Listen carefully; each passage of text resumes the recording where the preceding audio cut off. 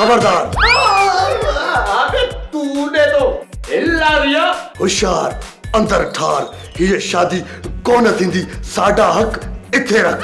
चोकोन दीदी टोनी को अध मुड़ता जा। छो तो टोनी जो अज मुझे न किनन हथन सा मौत लिखला मरण ला तैयार थी। मतलब धक्के हो गई, मुझे धक्के लगे तो सूर थी तो। फिकर न कर टोनी, मां तो के आहिस्ता आहिस्ता आहिस्ता प्यार में गोली हण दूस। तू मरी भी मिले तो के खबर भी कोन पवंदी। न कादन न खुदा जे वास्ते ही जुल्म न कजा। जेकॾहिं तो टोनी के मारे छॾो त मां बि ख़ुदकुशी करे छॾींदसि। न फरींदर, मां तो के खुदकुशी कोन न करण ॾींदुसि। मां तो के पंहिंजे न हथन सां मारींदुसि। न कादर न पेर जल टोनी, अज मां तो के जिंदा कोन छॾींदुमि।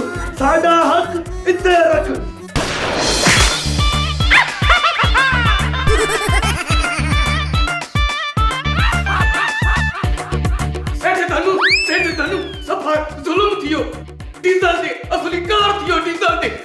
छा थियो हाँ बेनज़ीर इनकम सपोर्ट वारनि पैसा बंद करे छॾिया छा?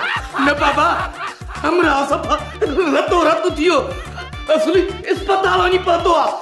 भित किरी बस या मोटरसाइकिल तो हमरा पाण किरी पियो। न बाबा, फरीअ जी खट ते रात सुती पई हुई। आयो जो टोनी हणी ॾाढा चोर भॼी वियो। डीज़ल ते फरी बि अस्पताल में। कंहिंखे फरीअ खे नंढा हणी वियो? न रात के। केरु? टोनी? न टोनी न, चोर। पानी पी, सॼी बोतल पी वई। मस्करन जो गोट दे, मस्करन जो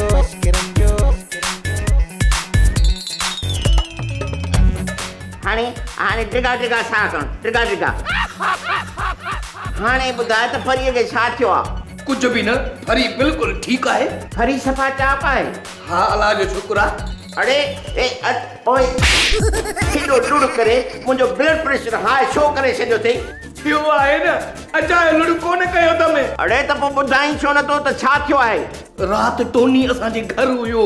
इहा त मूंखे बि ख़बर आहे, तूं हुनखे धीअ जो चौकीदार करे रखियो आहे। चौकीदार न, बॉडीगार्ड। ॻाल्हि साॻी आहे, तूं ॻाल्हि ॿुधाए। ॻाल्हि साॻी आहे त पोइ ॿुधाए छा कयां? इहो ॿुधाए त केरु विड़ियो आहे, कंहिंसां विड़ियो आहे, छो विड़ियो आहे, केरु ज़ख़्मी आहे ऐं छो ज़ख़्मी आहे? इहा ख़बर मूंखे न आहे, बाक़ी ज़ख़्मी टोनी आहे। हाँ, टोनी ज़ख़्मी आहे? हाँ, इहो ई न तोखे ॿुधाइण आयो हुयुसि। सोप सीरियल मश्करन जो गोठ सीज़न 2 जा तमाम एपिसोड्स ॾिसो हाणे HD क्वालिटीअ में। विज़िट करियो असांजो YouTube channel Sindh TV HD drama.